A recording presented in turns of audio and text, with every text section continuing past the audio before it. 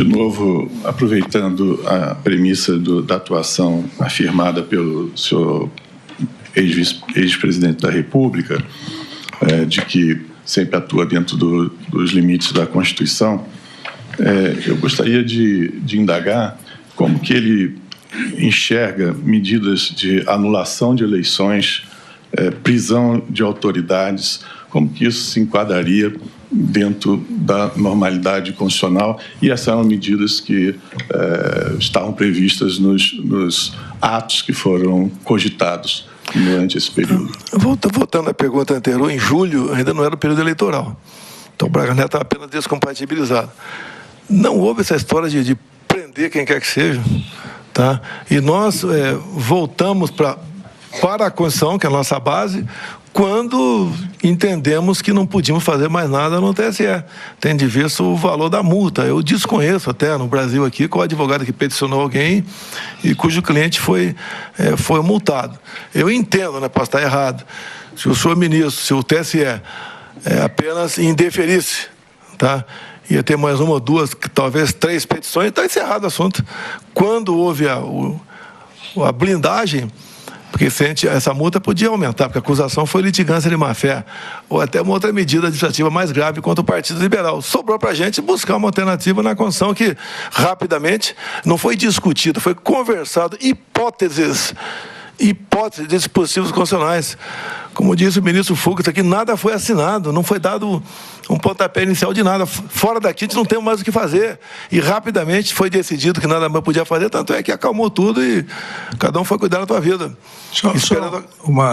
É a segunda vez que o senhor fala isso, então acho que é importante esclarecer. O senhor está dizendo que a cogitação, a conversa, o início dessa questão de estado de sítio, estado de defesa, teria sido em virtude da impossibilidade de recurso eleitoral, é isso? Sim, senhor. Okay. Essa é a minha última pergunta, senhor ministro. O senhor sabe que o seu partido recorreu e perdeu, só para... Não, daquela multa, 22 milhões? Sim, perdeu no plenário do Tribunal Superior Eleitoral. Foi recurso apenas em cima da multa, então? Exato. Não do mérito? Não, de tudo. Senhor ministro relator, essa era a minha última pergunta.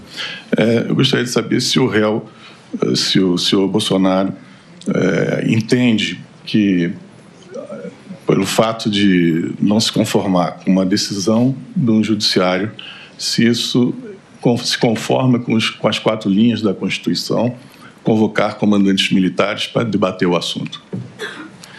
Olha, foi um convite. Por que comandante militar? Tem a mesma formação minha, fizemos a mesma academia, fizemos as mesmas escolas de aperfeiçoamento. E o militar, nas horas boas e ruins, estão contigo. Eu não tinha clima para convidar ninguém para discutir qualquer assunto. Sobrou a eles, né? Até como um desabafo ali, não entre nós, eu para com eles. E eu ouvi o Paulo Sérgio, ouvi o Freire Gomes, ouvi o Garnier, e não pude ouvir muito ali o Batista Júnior, porque ele pouco falava, quase nada falava, ele nem leu o que seria a tal da minuta que ele acusa, ele declarou que nem chegou a ler aquele assunto. Então o militar é aquele que está do teu lado nas horas boas e nas horas ruins. E eu confesso que muita coisa que eles falam, eu absorvi. E chegou à conclusão rapidamente que não tinha mais o que fazer. Esse governo ia cair de maduro, como está caindo, né? Eu queria que não fosse assim, porque tá a população toda sofrendo, e o retorno, não digo meu, né, mas o da direita, o dos conservadores, ou de alguém diferente da esquerda, alguém de centro, acontecerá com toda certeza por ocasião das próximas eleições. Agora, doutor procurador, por favor, tá? Só pode confiar nos militares. Tá? Momentos bons e momentos ruins. E eu reforço, ao ir conversar com eles, o objetivo é, dada a nossa formação, o respeito e a consideração que existe entre nós. Tanto é que eu nunca tratei um comandante de força ou um ministro da defesa como superior, sempre o tratei com a mais alta dignidade e respeito. Isso aí nos fez aqui conversar sobre um assunto que desde a primeira reunião já sabia que não podia dar em nada, mas apenas conversamos a título da minha parte, como desabafo. Doutor Procurador. É só isso, obrigado. Agradeço. Eu passo a palavra agora ao advogado do réu colaborador, doutor César Bittencourt, ou doutor Jair Alves Pereira. Boa tarde, ministro. Boa tarde. Cumprimentando Vossa Excelência, cumprimento todos. Se o ex-presidente Bolsonaro pode informar, ministro, se ele sabe como é que o Mauro Cid foi designado para ser seu ajudante de ordens? Qual o critério que levou o Mauro Cid a ser seu ajudante de ordens? Por favor. Eu pediria só que o réu colaborador sentasse ao lado do advogado, por favor. Sim, mesmo assim. Vamos lá. Não só, advogado, por favor. Não só o presidente, como o vice-presidente tem direito a 4 ajudantes de ordem. Eu sei que o ajudante de ordem do general Mourão, ele que escolheu. Eu, quando cheguei na presidência, os comandantes militares enviaram para servir comigo o total de 4 ajudantes de ordem. 2 do Exército, 1 da Marinha e 1 da Aeronáutica. E eu não questionei e aceitei. E, no meu entender, foi um bom relacionamento, um bom assessoramento que eu tive por parte desses 4 ao longo dos 4 anos. Mais alguma coisa, doutor? Então, a indicação não é política, então, ministro, é isso que o ex-presidente falou? Da minha parte, não foi política, foi escolhida pelos próprios respectivos chefes militares deles. Sem mais perguntas, Excelência. Muito obrigado. Obrigado, presidente. Agora, o doutor Celso Vilardi, doutor Amador. Por favor. Boa tarde, não. Boa tarde. Ixi. Alô? Agora sim.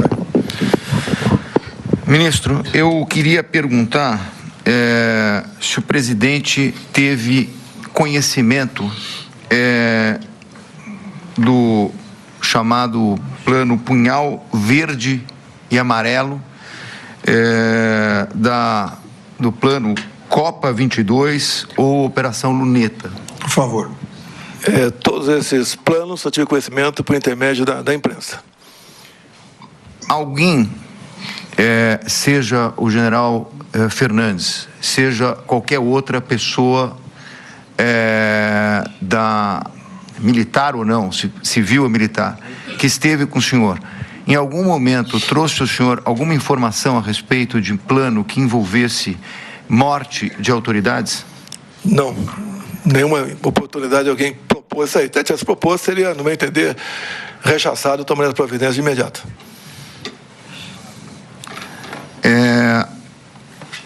O ministro relator já perguntou, se ele me permite, que ele dê uma resposta longa. Por favor. Agora eu vou para o já conhecido método ministro Alexandre de Moraes, só um sim ou não, porque ele deu uma resposta muito longa.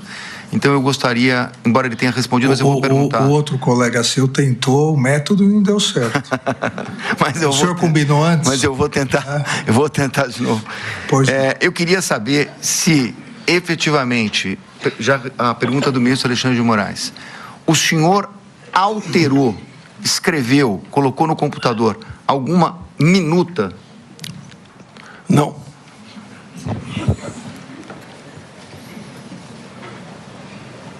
Também uma outra pergunta que já foi feita pelo ministro, mas eu queria só colocar também por uma conta de uma resposta longa.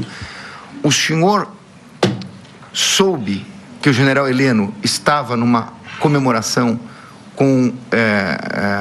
na formatura do neto dele? O senhor teve essa informação? Não tive informação. Se eu liguei para ele e se ele me dissesse que estava no evento, eu ia simplesmente, nada de urgente, a gente conversa aí daqui a 2, 3 dias. Eu queria que o senhor, embora já tenha citado, acho que até numa resposta para o eminente procurador, doutor Paulo Gonet, eu queria que o senhor esclarecesse, em maiores detalhes, a conversa que o senhor teve com o ministro Múcio quando ele foi nomeado ministro da Defesa. O que ele telefonou, o que ele pediu e o que o senhor fez? Ele foi pessoalmente no Alvorada. Conversamos por 1 hora aproximadamente, algumas coisas reservadas, obviamente. Ele pediu para mim que eu interviesse junto ao ministro da Defesa para que tivesse mais facilidade para a transição. Eu falei para ela, me surpreende até esse tipo de pedido, porque as Forças Armadas, na transição, não é alguém de um viés ideológico passando para outro. É que, geralmente, uma pessoa está passando para um colega de turma teu ou algum contemporâneo meu da academia. Mas fizemos o contato e, depois, no programa Roda Viva, o próprio ministro Zé Múcio tocou nesse assunto e falou que, depois dessa ida dele lá no Alvorada, o trabalho foi bastante facilitado. Eu queria perguntar o seguinte, ainda a respeito desse tema. Quando o senhor autorizou, então, provavelmente o ministro da Defesa, a conversar com os militares, o senhor teve ciência, antecipadamente, que os comandantes estavam antecipando as transmissões de cargo? Isso é automático. Quando você pega, o comandante do Exército está saindo, por exemplo. Geralmente, o futuro comandante é um dos 3 mais antigos do alto comando. Não é essa a minha pergunta, ministro. O método sim ou não funcionou. Não. O senhor também. A minha pergunta é, se o senhor teve conhecimento durante o mês de dezembro que iria ter uma antecipação da transmissão, ou seja, que os nomeados pelo presidente Lula iriam assumir antes de janeiro. Sim, não só sim, como realmente assumiram, sem nenhum problema. Foi publicado em DO a exoneração do meu comandante e a nomeação do futuro comandante.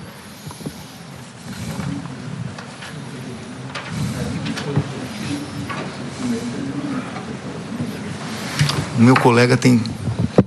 Por favor. Boa tarde, senhor. Boa tarde, senhor ministro relator, ministro Fux, Procurador-Geral da República, boa tarde a todos. Eu tenho apenas 2 questões aqui. Pois não. A primeira delas, em linha com que, em alguns momentos, tanto do relatório final da Polícia Federal quanto da denúncia apresentada pela Procuradoria-Geral da República, verifiquei alguns momentos em que se fala que o suposto golpe teria sido obstaculizado, não teria ido adiante, caracterizando uma tentativa, dada a não aderência do comandante do Exército, general Freire Gomes, e do comandante da Marinha, da Força Aérea, brigadeiro Batista Júnior. Eu gostaria de perguntar, e partindo desta hipótese, ressaltando que simplesmente é uma hipótese como colocar na denúncia, se o depoente quisesse substituir esses 2 militares, qual seria o procedimento? Haveria alguma dificuldade em nomear alguém que fosse supostamente simpático a algum plano golpista? Eu não tinha esse objetivo, mas se tivesse, é a coisa mais simples. No diário oficial, no dia seguinte, a respectiva troca, coisa que não foi sequer cogitada, porque descartamos de plano a possibilidade de usarmos qualquer hipótese prevista na condição. Muito bem. Uma segunda pergunta que não tem qualquer correlação com a primeira, mas surgiu o nome aqui durante a indagação do hacker, o senhor Walter Delgatti. Pergunta ao depoente, o senhor processou o hacker pelo crime de calúnia? Processamos, e mais do que isso, foi condenado criminalmente, não é isso? Foi condenado criminalmente. Ok, só isso, senhor ministro. Encerrado. Agradeço os doutores. Doutor Paulo Renato Garcia Sintra Pinto. Boa tarde, excelência. Não, defesa não tem perguntas. Doutor Demóstenes Torres. Sem perguntas, excelência. Doutor Elmar Novak. Excelência, já gastei meu estoque de questionamento. Muito obrigado. Doutor Matheus Milanês. Sem perguntas, excelência. Doutor Andreu Fernandes Farias. Doutor Rodrigo Dalacqua. Sim, excelência. O ex-presidente Bolsonaro é acusado na denúncia de chefiar uma suposta organização criminosa responsável pelos atos de 8 de janeiro. Nesse tópico, a denúncia afirma que o general Braga Neto era, abre aspas, quem mantinha contato entre os manifestantes acampados na frente dos quartéis e o presidente da República. Eu indago se é procedente essa afirmação, se de fato o general Braga Neto era o elo entre o presidente e os manifestantes. Por favor. Desconheço que o João Braga Neto tenha tido essa atividade, né? Ele ia 3, 4 vezes por semana, talvez 5 até, lá no Alvorada, porque ele já estava na reserva, era motociclista e dava os seus passeios por Brasília, né? Então, eu desconheço que ele tenha frequentado o acampamento. Doutor. Sobre o brigadeiro Batista Júnior, o ex-presidente Bolsonaro afirmou nesse depoimento que ele estava comigo enquanto era presidente. E após a derrota nas eleições, ele estaria procurando acomodação em outro lugar. A minha pergunta é para que o ex-presidente esclareça essa afirmação. Por favor. É o comportamento dele. Até recentemente, na imprensa aqui, diz que ele teria assinado um contrato com uma empresa, né, do ramo aeronáutico, lá enquanto o nosso governo, e agora estaria sendo aí consultor dessa imprensa. A matéria da imprensa, não vou dizer se é verdadeira ou não, mas o próprio comportamento dele, as poucas vezes que eu tive com ele, era de louco para ir embora, não quero conversa, não li, não gostei, esse era o comportamento dele. Doutor Dallaco. Satisfeito, excelência, obrigado. Então, eu agradeço aos doutores Celso Vilardi, doutor Paulo Amador Cunha Bueno, ao depoente ex-presidente Jair Bolsonaro,